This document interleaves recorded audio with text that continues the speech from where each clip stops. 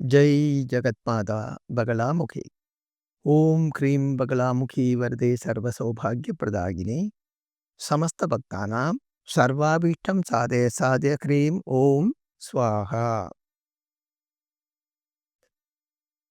நீங்க எதிர்பார்த்து கொண்டு இருந்தோம் நம்மளோட வீடியோ பார்க்கணும் அப்படின்னு கண்டினியூஸா பார்த்து வந்த ஆளுகளும் இருக்கு. ஆனால் 2025 மே மாதம் 2ஆம் தேதி வெள்ளிக்கிழமையில இருந்து உங்களுக்கு சூரியமங்கலத்தோட வீடியோ பார்க்க முடியலை. அதாவது போன மே மாதம் 2ஆம் தேதி ஃப்ரைடே நைட்டு 8:30 மணியில இருந்து நம்ம வீடியோ உங்களுக்கு பார்க்க முடியலை. அதுக்கு என்ன காரணம் என்றால், நம்ம வீடியோ யாரோ ஹேக் பண்ணிட்டாங்க. அதாவது நம்ம வீடியோ யாரோ சூரியமங்கலத்தோட வீடியோ யாரோ திருடிட்டாங்க, கொள்ளையடிச்சிட்டாங்க. அது நமக்கு எப்படி தெரியும் என்றால், அடுத்த நாள்ல பல பேர் ஃபோன் பண்ணி, "என்னாச்சு சூரியமங்கலத்தோட வீடியோ வரவில்லையே" அப்படின்னு கேட்கும்போது தான் நம்ம சர்ச் பண்ணும்போது அந்த வீடியோ இல்லை. யாரோ ஹேக் பண்ணிட்டாங்க. ஹேக் பண்ணப்பட்டது அரசியல்வாதிகளா? இல்லை ஆத்மீயவாதிகளா? என்று நமக்கு தெரியவில்லை. ஏனென்றால், இதில 2லே நமக்கு எனிமீஸ் நிறைய உண்டாயிருந்தது. இந்த வீடியோவிலே சொல்லப்பட்ட காரணங்கள் காரணமாக வீடியோவில் சொல்லப்பட்ட காரணங்கள் காரணமாக நமக்கு நிறைய எனிமீஸ் உண்டாயாச்சு. ஆத்மீகத்திலே உள்ள அந்த விசுவாசங்கள், மூடத்தனங்கள் எடுத்து காட்டுறதுக்காக சில விஷயங்கள் எல்லாம் சொல்லியிருந்தது. அதுவும் முக்கியமாக சனாதன தர்மம்.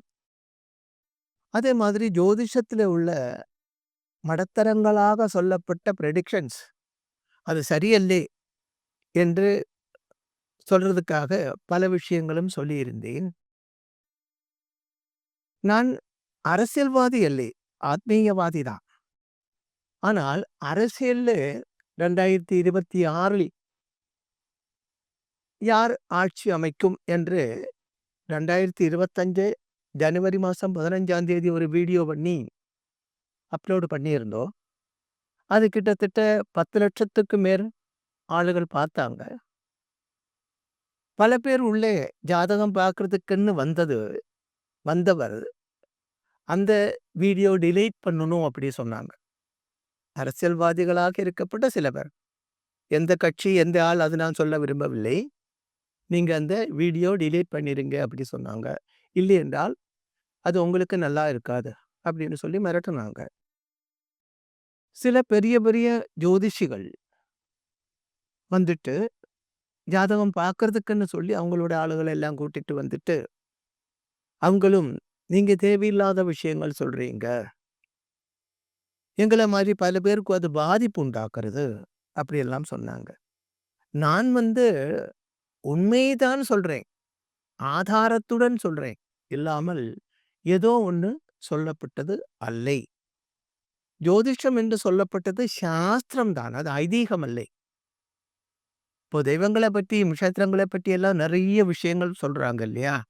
அதில் 10% தான் உண்மை இருக்கும். 90% வெறும் பொய் கதைகள் தான். எல்லா மதங்களிலேயும் மூட நம்பிக்கை நிறைய இருக்கிறது. எந்த மதம் பார்த்திருந்தாலும் அதிலே ஒரு 25% தான் உண்மை இருக்கு. 75%ம் வெறும் கற்பனைகள் தான், ஐதீகங்கள் தான். க்ஷேத்திரங்களை பற்றி சொல்லப்பட்டது அப்படித்தானே ஐதீகம். ஐதீகம் என்றால் கேட்டு கேள்வி அப்படின்னு அர்த்தம். அதாவது அடிப்படையான ஆதாரம் இல்லாதது ஐதீகம். நான் உங்களிடம் சொல்றோம். நீங்க அது உங்களுக்கு எப்படி புரியுதோ அதுபடி இன்னொருத்தங்கிட்ட சொல்றோம். அவன் இன்னொருத்தங்கிட்ட சொல்றோம். இப்படி வரப்பட்டது தான் ஐதீகம் என்று சொல்லப்பட்டது. ஆனால் ஜோதிஷம் என்று சொல்லப்பட்டது சாஸ்திரம் தான். அது ஐதீகம் அல்லே. அந்த சாஸ்திரத்தை ஆதாரத்துடன் சொல்றேன். ஆனால் ஒரு பெரிய சமூகத்துக்கு அது பிடிக்காமல் வருது. சில மடாதிபதிகளுக்கு அது பிடிக்காமல் வருது. அவங்க எல்லாம் நமக்கு எகென்ஸ்டா மூவ் பண்றாங்க. அப்படி உள்ள யாரும் ஆகியிருக்கலாம். இதுக்கு பின்னாடி, அதாவது நம்ம சேனல் ஹேக் பண்ணதுக்கு பின்னாடி இருக்கு அப்படின்னு நினைக்கிறேன். நம்ம அதுக்கு அதிகார கேந்திரங்களில எல்லாம் கம்ப்ளைண்ட் பண்ணியிருக்கோம். சைபர் செல்லிலேயும் கம்ப்ளைண்ட் பண்ணியிருக்கோம். நமக்கு 74,000 சப்ஸ்கிரைபர் இருந்தது. அது அப்படியே ஹேக் பண்ணிட்டாங்க. ஆனா, இதனால நான் அடங்கி இருக்கலாம் அப்படின்னு நினைக்கலை. ஆனால், நான் விஸ்வாமித்திர கோத்திரத்தில் பிறந்த நம்பூதிரி. என்னை அடக்கி வைக்க முடியாது. மறுபடியும் பவராக வரணும் அப்படித்தான் நான் நினைக்கிறேன்.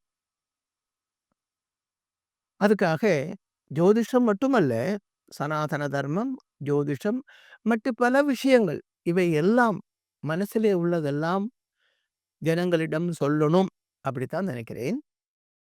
அதனால இன்னையில இருந்து புதுசா நம்ம சூரியமங்கலம் சேனல் ஆரம்பிச்சிருக்கோம். கீழே அதோட அந்த சேனலோட டீட்டெயில்ஸ் உங்களுக்கு லெட்டர் கொடுப்பாங்க. ஸ்க்ராலிங் வரும். அது பார்த்துட்டு நீங்க அது சேனல் பாருங்கோ. மூட நம்பிக்கையிலிருந்து வெளியில வரலாம் நமக்கு. அதுக்காகத்தான் இது பண்றேன். கண்டினியூஸா நிறைய விஷயங்கள் சொல்ல வேண்டியதாக இருக்கு. மறுபடியும் நீங்கள் சூரியமங்கலம் நம்ம சேனல்ல இணைந்து கொண்டு மனசில் இருக்கப்பட்ட அந்த மூட நம்பிக்கைகளை மாற்றுங்க. மகாதேவின் அனுகிரகத்தால் உங்களுக்கு சர்வகாரிய சித்தி உண்டாகட்டும். இந்த சேனல் வழி உங்களுக்கு உண்மை எது, அதாவது மாசற்ற ஹிந்துத்துவம், அதுதான் என்னுடைய மனசுல இருக்கப்பட்ட அந்த மேட்டர். மாசற்ற ஹிந்துத்துவம். ஹிந்துத்துவம் என்று சொல்லப்பட்டது இன்னைக்கு ரொம்ப மாசு பிடிச்சிருக்காங்க. அதனால தான் சனாதன தர்மத்தை ஒழிக்கணும் அப்படின்னு அறிவுள்ளவர் சொல்றாங்க. அந்த மூடத்தனங்களை எல்லாம் மாற்ற வேண்டும். அதுக்கு என்னால் முடிஞ்சது. நான் நினைச்சா அது ஒன்றும் கிளியர் பண்ண முடியாதுன்னு எனக்கு நல்லாவே தெரியும். என்னால் முடிஞ்சது. ஒரு 1000 பேர் பார்க்கும்போது 10 பேருக்கு நான் சொல்றது புரியும். 10 பேருக்கு தான் புரியும். எல்லாருக்கும் புரியாது. அப்போ அந்த 10 பேர்ல அந்த 10 பேரு அந்த மூடத்தனத்திலே இருந்து வெளியில கொண்டு வர்றதுக்கு என்னால முடிஞ்சால் பகவான் சன்னதியிலே கண்டிப்பா எனக்கு ஒரு இடம் கிடைக்கத்தான் செய்யும். மகாதேவின் அனுகிரகத்தால் நமக்கு ஒன்றிணைந்து பயணம் செய்வோம். மாசற்ற ஹிந்துத்துவம் உருவாக்குறதுக்காக நான் முன்னாடி நடக்கிறேன். என் பின்னாடி நீங்க வாங்க. கண்டிப்பா நம்மளால ஒரு நல்ல ஹிந்துத்துவம் உண்டாக்க முடியும். அதிலே உள்ளதுதான் அஸ்ட்ராலஜி என்று சொல்லப்பட்டது. ஜோதிஷம் என்று சொல்லப்பட்டது வேத சாஸ்திரங்களிலே உள்ளதுதான். வேதங்கள் என்று சொல்லப்பட்டது சுயம்பூ ஆகப்பட்டது. ஹிந்து மதம் என்று சொல்லப்பட்டது உலகத்தில் உண்டாகப்பட்ட ஃபர்ஸ்ட் மதம் தான் ஹிந்து மதம். இன்னைக்கு 4000த்துக்கும் மேற்பட்ட மதங்கள் உலகத்தில் இருக்கிறது. ஆனால் இந்த 4000 மதங்களுடையும் தாய், அம்மா என்று சொல்லப்பட்டதுதான் ஹிந்து மதம். ஏனென்றால் ஹிந்து மதத்தில் இல்லாத ஒண்ணு வேற எந்த மதத்திலையும் நம்மளால் பார்க்க முடியாது. அப்படி இருந்தும் ஹிந்து மதம் இன்னைக்கு உலகத்தில் 3வது இடத்துக்கு தள்ளப்பட்டிருக்கிறது. பின்னடைஞ்சு போச்சு. இதுக்கு என்ன காரணம் என்றால் மூடன்மாராக இருக்கப்பட்ட ஆச்சாரியன்மார் தான், மடையன்மாராக இருக்கப்பட்ட மடாதிபதிகள் தான் ஜனங்களுக்கு உண்மை என்ன அது சொல்லி கொடுக்கிறது இல்லை. இது கிறிஸ்து மதத்திலே ஆயிருந்தால் அவர் சாஸ்திரம் படிச்சு உண்மையான அந்த மத சாசனங்களை ஜனங்களுக்கு, பக்த ஜனங்களுக்கு சொல்லி கொடுக்குறாங்க. இஸ்லாம் மதத்திலேயும் அப்படி இருக்கிறது. ஆனால் ஹிந்து மதத்திலே அது கிடையாது. 4 பேர் பேசப்பட்டது 4 விதமாகத்தான். அதுதான் ஒரு 2, 3 வருஷத்துக்கு முன்னாடி சனாதன தர்மம் ஒரு பெரிய கொந்தளிப்பு உண்டாக்கியாச்சு. அப்போ நீங்க இந்த யூடியூப்கள் பாருங்கோ. 100 பேரும் 100 விதமாகத்தான் பேசுறாங்க. சனாதன தர்மம் என்று சொன்னால், ஹிந்து மதத்தோட ஆத்மாவே தான். ஹிந்து மதமே தான். ஹிந்து மதத்தோட ஆத்மாவே தான். ஹிந்து மதத்தோட உயிரே தான். மதவாதிகள் சொல்லும்போது எல்லாரும் ஒண்ணா தானே சொல்லணும். சாஸ்திரம் என்று சொன்னால் அப்படித்தானே. 4ம் 3ம் 7 யாரு சொன்னாலும் அது 7ஆகத்தான் இருக்கணும். இல்லையா? ஆனா இது டோட்டலா மாற்றி சொல்றாங்க. அதுக்கு என்ன காரணம் என்றால், மதம் சம்பந்தமாக இருக்கப்பட்ட அறிவு இல்லாய்மை தான் காரணம். அந்த அறிவில்லாய்மை எப்படி உண்டாகிறது என்றால், இந்த சினிமா நாடகங்கள் எல்லாம் கூட நீங்க பார்த்தா தெரியும். இந்த ஸ்கிரிப்ட் எழுதப்பட்ட ஆளுகள், அவருடைய மனசுல என்ன தோன்றுறாங்களோ, அதபடி ஒரு ஸ்கிரிப்ட் எழுதி குடுப்பாங்க. தேவி அப்படி பிரத்யட்சப்பட்டாச்சு, தேவி இப்படி வந்தாச்சு, அப்படி இப்படின்னெல்லாம். மத ஞானம் இல்லாத ஜனங்கள் இது பார்த்து நம்புறாங்க. அவர் 4 பேருக்கு சொல்லிக் குடுப்பாங்க. அடுத்த காலத்தில ஒரு நான் இந்த பக்தி சீரியல் பார்க்கறது உண்டு. ஒரு ஆள் ஃபோன் பண்ணிட்டு சொன்னாங்க. ஒரு அந்த சீரியல் கொஞ்சம் நீங்க பாருங்க சுவாமி. அதுல என்னன்னா, கணபதி பகவானோட அண்ணன் தான் சுப்பிரமணிய பகவான். அந்த சீரியல்ல அப்படித்தான் வருது. கணபதி பகவானோட அண்ணன். அதாவது சுப்பிரமணிய பகவானோட தம்பி தான் கணபதி பகவான் அப்படின்னு அந்த சீரியல்ல வந்துட்டு இருந்தது. ரொம்ப கஷ்டப்பட்டு அதோட அந்த டைரக்டரோட ஃபோன் நம்பர் வாங்கி அவருக்கு ஃபோன் பண்ணி கேட்டேன். ஏன் இப்படி? கணபதி பகவான் தானே முதல். 2வது தானே சுப்பிரமணிய பகவான் என்று கேட்கும்போது அவர் என்ன சொன்னாருன்னால், நான் என்னுடைய குருகிட்ட கேட்டேன். அவர் எனக்கு குடுத்த அட்வைஸ் படி தான் நாங்கள் அந்த சீரியல் பண்ணுனேன். அப்படி சொன்னாங்க. அப்ப எவ்வளவு அவரோட குரு என்று சொல்லப்பட்ட ஆள் எவ்வளவு மடையனாக இருக்கு பாருங்கோ. இப்படி மடத்தரங்கள் நிறைய, அதாவது உண்மையான விதை அல்லாமல் பதிருகள் நிறைய விதைச்சு, அந்த விதை பயங்கரமா வளர்ந்திருக்கிறது. மூட நம்பிக்கை அதிகமாக இருக்கிறது. அது ஜோதிஷத்திலேயும், பூஜா விதிகளிலேயும், மந்திர சாஸ்திரங்களிலேயும் எல்லாம் இருக்கு. அதுக்கு சின்ன ஒரு விஷயம், அந்த அடுத்த காலத்துல, அதாவது ஒரு 15, 20 நாள் முன்னாடி வெளியில போக வேண்டிய, அதாவது புறத்து கொஞ்சம் ஒரு அவுட்டிங் போக வேண்டிய அவசியம் இருந்தது. நானும் என்னுடைய பசங்கள் இருக்காங்க. அவங்களும் சேர்ந்து வெளியில போனேன். வண்டி ஓடி போய் கொண்டு இருக்கும்போது, ஒரு இடத்துல டிரைவர் சொன்னாங்க, "சுவாமி, நல்ல கொய்யா விக்கிறாங்க. ஃப்ரெஷ்ஷா இருக்கிற மாதிரி தெரியுது. வாங்கட்டுமா?" அப்படின்னு கேட்டாங்க. நாங்க வெளியில போகும்போது அப்படித்தான். இந்த வெஜிடபிள்ஸு, கேரட்டு, வெள்ளரி, கொய்யாப்பழம், இந்த மாரி ஐட்டம்ஸ் எல்லாம் வாங்கி வண்டியில வச்சு அத சாப்பிட்டுட்டு போவாங்க. சரி வாங்க அப்படின்னு சொன்னேன். வண்டி நிறுத்தி இவன் அங்க இறங்கும்போது, ஒரு பக்கத்துல ஒரு க்ஷேத்திரத்துல இருந்து ஒரு ஏதோ ஃபங்ஷன் நடக்கிறது. ஒரு ஜெபங்கள் எல்லாம் கேட்கறாங்க. நான் வண்டியோட கிளாஸ தாத்துட்டு, நானும் அது செவியில கேட்டேன். இது என்னடா இது தப்பா பண்றாங்களே அப்படி நினைச்சுண்டு அங்க இறங்குனேன். இறங்கி கொஞ்ச தூரம் நடந்து அந்த கோயிலுக்கு போனேன். அப்ப கோயிலுக்கு போகும்போது, ஒரு பயங்கர ஹோம குண்டத்துல ஒரு 50 ஆச்சாரியன்மார் இருக்கும். அவங்க இருந்து கொண்டு யாகம் பண்றாங்க. அது தேவி க்ஷேத்திரமாக்கும் அது. பிரதான தேவதையாக தேவி மட்டும் தான் இருக்கிறது. அம்பாள் க்ஷேத்திரம். இவங்க என்ன ஜெபம் பண்றாங்கன்னா, ஒரு 15, 20 பேர் இருக்கும் அவங்க. மைக் வச்சுட்டு ஜெபம் பண்றாங்க.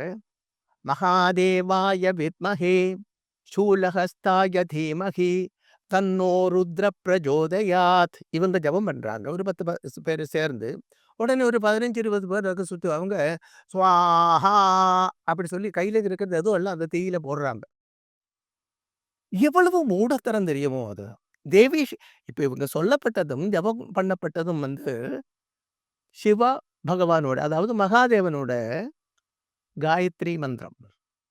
மகாதேவனோட காயத்ரி, சிவ காயத்ரி அப்படி சொல்லுவாங்க. தேவி க்ஷேத்திரத்தில் இந்த சிவ காயத்ரி ஜெபம் பண்ணி எதுக்கு ஹோமம் பண்ண வேண்டும்? அங்க தேவி மந்திரங்கள் தானே செய்ய வேண்டும். அந்த க்ஷேத்திரங்கள் பறிக்கப்பட்ட ஆளுகள் எல்லாம் பட்டையும் சிந்தூரம் எல்லாம் போட்டு அப்படி பயங்கரமா இருக்காங்க. அப்ப பாருங்கோ, அந்த ஜெபம் செய்யப்பட்ட அந்த ஆச்சாரியன்மார் என்று சொல்லப்பட்டவங்க மடத்தரமாக பண்றாங்க. அவங்கள் ஜனங்கள ஏமாத்துறாங்களோ, இல்ல அவங்களே ஏமாந்திருக்காங்களோ அப்படின்னு எனக்கு தெரியலை. இந்த ஆச்சாரியன்மார் என்று சொல்லப்பட்டவங்க என்ன பண்றாங்க? அல்ல ஆச்சாரியன்மார் இல்லை. என்ன சொல்லலாம்? இந்த க்ஷேத்திரம் நடத்துவாங்க இல்லையா? அதாவது காரியங்கள் பார்க்கப்பட்ட ஆளுகள். அவரோட பரணாதிகாரிகள். அது பரணம் பண்ணப்பட்ட ஆளுகள். அவங்க பயங்கரமா பயபக்தியோடு கூடி இப்படி இருக்காங்க. இதுதான் நாட்டில் நடக்கிறது 90%. எதுவோ பண்றாங்க. இந்த மாதிரி விஷயங்கள் எல்லாம் தலை போட வேண்டாம் அப்படித்தான் நான் நினைச்சுட்டு இருந்தேன். ஏன்னா, மகா பெரியவா, காஞ்சி பெரியவா ஒரு டைம்ல பலமுறை பெரியவா இங்க வந்திருக்காங்க. நான் பலமுறை அங்க போயிருக்கேன். பெரியவா கிட்ட நிறைய மனசு விட்டு பேசியிருக்கேன். இந்த மாதிரி விஷயங்கள். அப்ப பெரியவா சொல்லுவாங்க, "நீ இதுக்கு எகென்ஸ்டா போயாச்சுன்னா நீயே ஒட்டப்பட்டு போயிரும். எல்லாவரும் சத்ருவாய் மாறும். எதுக்கு?" அப்படி சொல்லுவாங்க. அப்படி இல்ல பெரியவா. நம்மளால முடிஞ்ச அளவுக்கு நம்ம உண்மைய சொல்லிக் குடுப்போமே. கேட்கிறவன் கேட்கட்டும். அதாவது பைபிள்ல சொல்லியிருக்காங்க. "கண்டுள்ளவன் காணட்டும், காதுள்ளவன் கேட்கட்டும்" என்று. அதே மாதிரி நமக்கு தெரிஞ்சத நம்ம சொல்லிக் குடுப்போம். அப்படி சொன்னேன். அதுக்கப்புறம் பல பேரோட எதிர்ப்பு வந்ததுனால அந்த விஷயங்கள் எல்லாம் வேண்டாம். அப்படி வச்சுட்டு அஸ்ட்ராலஜி பிளஸ் அந்த சனாதன தர்மம் கொஞ்சம் ஒரு 13 வீடியோ வரை எடுத்துட்டு, அப்புறம் அத நான் ஸ்டாப் பண்ணி வச்சேன். ஏனென்றால் எதிர்ப்புகள் நெறைய வருது. இப்போ நான் என்ன நினைக்கிறேன்னா, எல்லாமே பண்ணுவோம். எதிர்ப்புகளை வக வைக்க வேண்டாம். சொல்லிக் குடுப்போம். கேட்கிறவன் கேட்கட்டும். அது காதிலே வாங்கி, அது அனுசரிக்கக்கூடிய ஆளுகள் இருந்தால் அனுசரிக்கட்டும். அப்படின்னு ஒரு முடிவுக்கு வந்துட்டேன். அதனால நம்மளோட சேனல் புதுசாக நம்ம மறுபடியும் ஆரம்பிச்சிருக்கோம். உண்மையான ஹிந்துத்துவம் என்ன என்று தெரியறதுக்காக, உண்மையான ஜோதிஷம் என்ன என்று தெரியறதுக்காக, மூடத்தனம் இல்லாத விஷயங்கள் தெரியறதுக்காக, நீங்க விரும்புறதாயிருந்தால், அது தெரிய வேண்டும். தெய்வத்தை பற்றி தெரிய வேண்டும். நமது இந்து சாஸ்திரத்தை பற்றி தெரிய வேண்டும். உண்மையானது. அப்படி நினைக்கிறதா இருந்தால், கண்டிப்பா இந்த சேனல் நீங்க ஃபாலோ பண்ணி வாங்க. எனக்கு தெரிஞ்ச விஷயங்கள். நான் 13 வருஷ காலம் படிச்ச வித்ய இதெல்லாம். குருகுலத்திலே இருந்து குரு உபதேசம் வாங்கி படிச்சது. அந்த விஷயங்கள் அது மட்டுமல்ல, அதுக்கப்புறம் நிறைய பெரிய பெரிய கிரந்தங்கள், கிரந்தம்னா புஸ்தகங்கள் வச்சிருக்கு. அதெல்லாம் ரெஃபர் பண்ணி, வீடியோயில வந்து சொல்றதுக்கு முன்னாடி மறுபடியும் அந்த புக்குகள் படிச்சு, என்னுடைய மனசுல நான் படிச்சிருக்கிறது இதுதான் என்று சொல்லி கிளாரிட்டி வருத்ததுக்கு அப்புறம் தான், தரோபாக்கியதுக்கு அப்புறம் தான் உங்களிடம் சொல்லப்படுகிறது. கண்டிப்பா ஃபுல் பவரோட மறுபடியும் சூரியமங்கலம் சேனல் உங்க முன்னாடி வரப்போகுது. கன்டினியூஸா பாருங்க. ஜெகத் மாதா மகாதேவியின் அனுகிரகத்தால் சர்வகாரிய சித்தி உண்டாகட்டும் என்று ஆசீர்வாதம் செய்கிறேன்.